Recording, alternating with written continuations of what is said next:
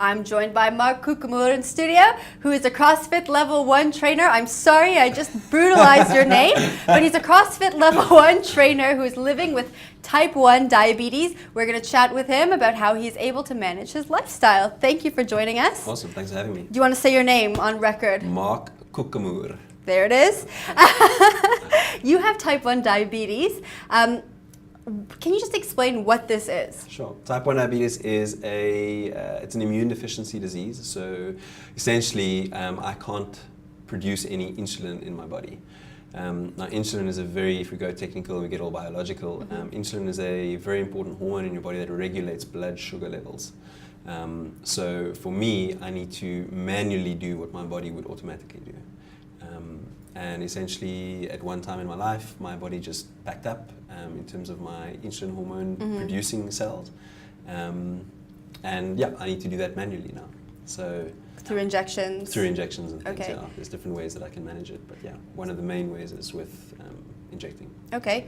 And you mentioned it just happened at one point in your life. How old were you at this time? 15. 15.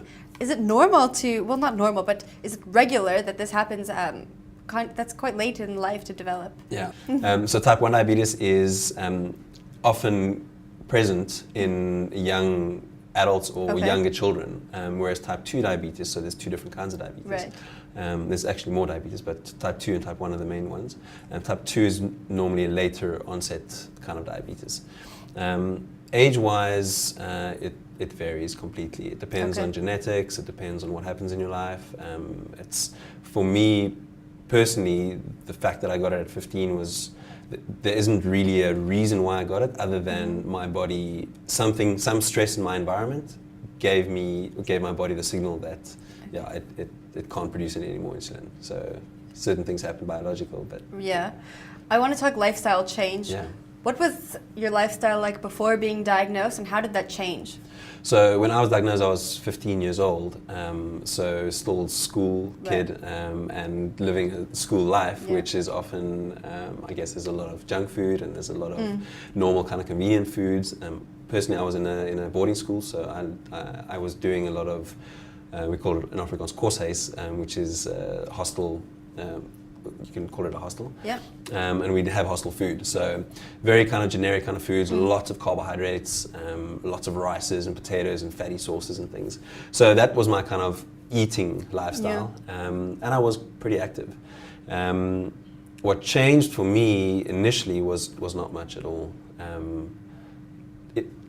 It's a very difficult disease to live with. It's a very difficult condition to live with. And in the beginning, it was just a kind of there's that denial phase. And so in the beginning, not much change other than I needed to take injections and I needed to test my blood more often. I didn't know why I was doing it. I wasn't really educated very well on it. My doctor didn't do a really good job of it. And so, yeah, lifestyle in the beginning was just that I knew I needed to eat more healthy. But what that meant was totally different to what I do now. And what do you do now? So I need one way that I do manage my blood sugar levels now is very much through diet. It's a huge component of getting really good blood sugar control. Exercise is obviously important, and medication. So the medication I take is insulin, which is the hormone which my body should be producing. And I pretty much manually manage what my body would be doing with food. So if I have a certain amount of food, then I need to have the same amount of insulin that my body would naturally give off. I need to be able to inject that. So there's a lot of sums that I do right now.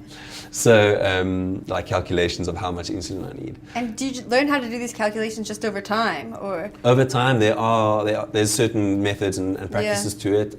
Definitely over time, how to do it. There's ways that you can learn to do it quicker. Certain methods and kind of cheat sheets and things that you can get.